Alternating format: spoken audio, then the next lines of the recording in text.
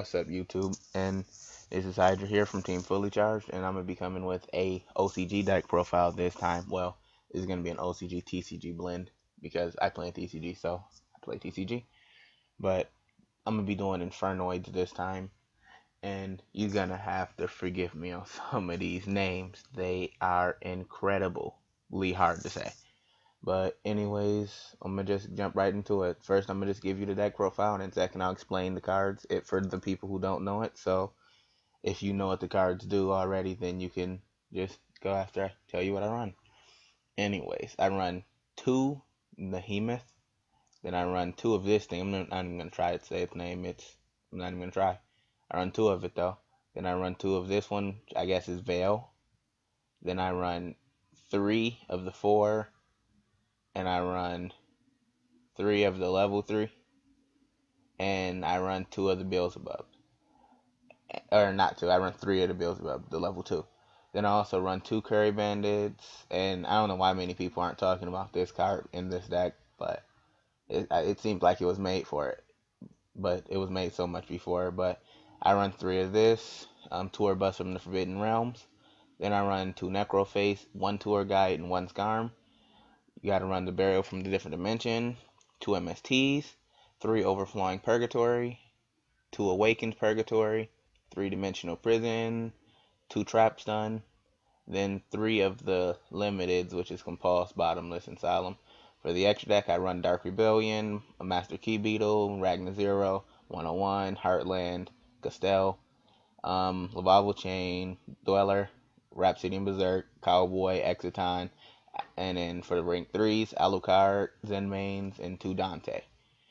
Alright, so that's the deck profile, and now I'm going to explain the card effects for people who don't know what they do. Okay, this one is their boss monster. Its effect is just absolutely amazing.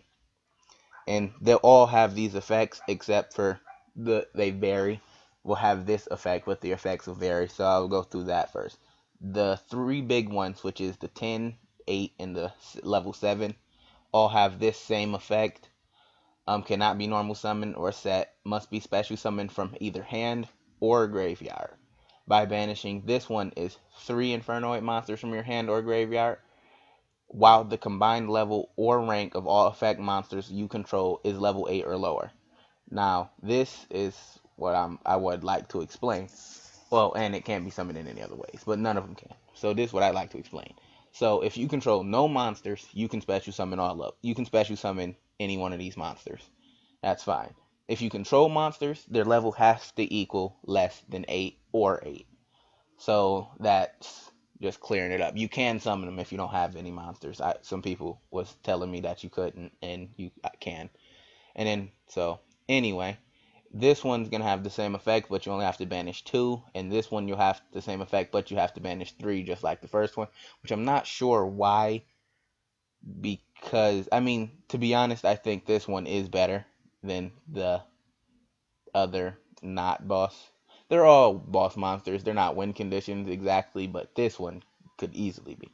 Well, anyway, let me get back to this one. When it's summoned, you can just nuke the board for monsters. Destroy all monsters on the field, and its other effect is once per turn, during either player's turn, when a spell or trap is activated, you contribute one monster to negate the activation. He is the only one with a different effect at the end. Every other one will decrow after it uses its effect. So let's go to the next one. This one has the standard effect, like I explained a second ago, and then this one is, when this card inflicts battle damage to your opponent by attacking a monster, you can send one random card from your opponent's hand to the graveyard.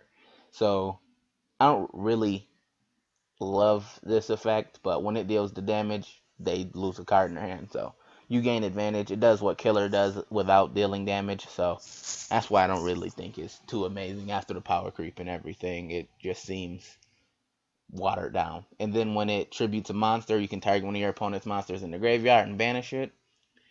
And, well, I say monster. You can target one of their cards. That's very important. It's different. And then this one, at the end of the battle phase, if it attacked your opponent's monster, you can banish one card on the... Well, if it attacked your opponent's monster, you can banish one card on the field. And now this one is amazing. If you attack a card, Just any card.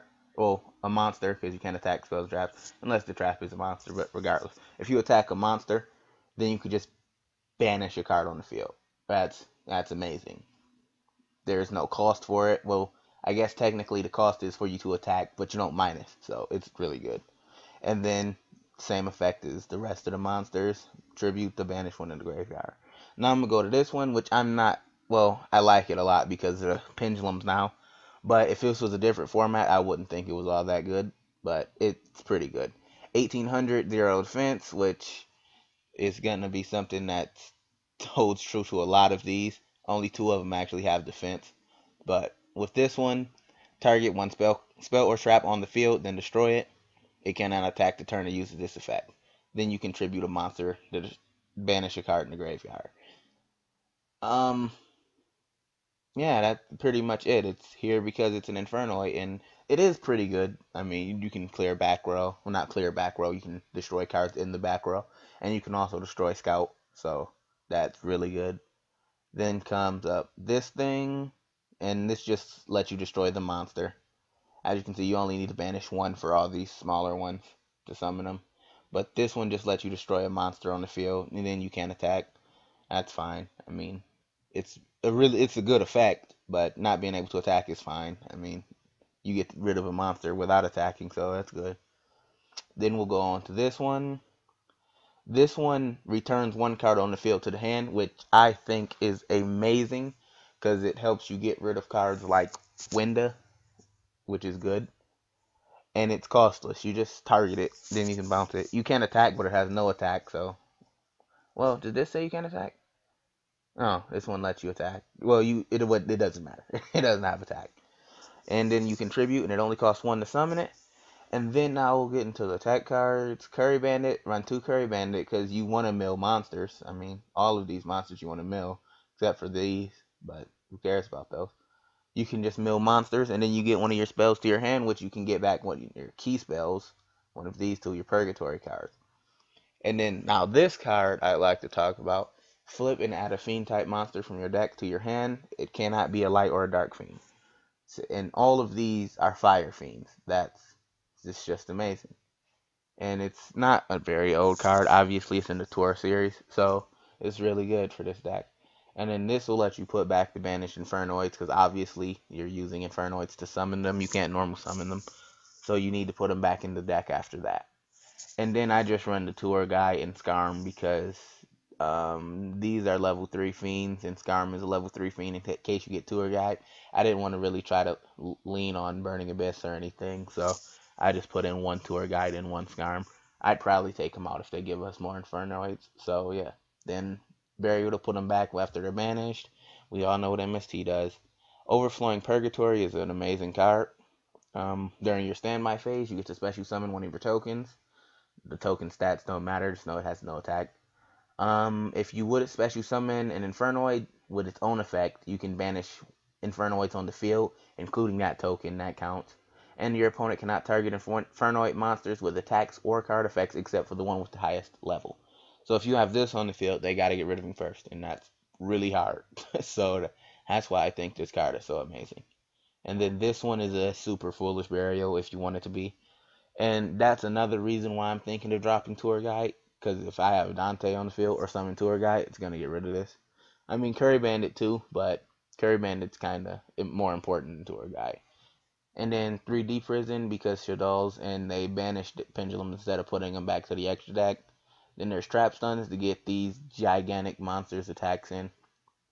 And then Compulse, Bottomless, and Solemn Warning because they're still good. And yeah. I don't think I should really explain the extra deck. It's obvious why these cards are in here. They do what they need to. And then Dante, which mills these. That's just obvious. I shouldn't have to explain these cards. So I won't. And that's gonna be it for this one. Like, comment, and subscribe if you liked the video, and tell me what deck you would like to see next. And that's gonna be it. Hydra out.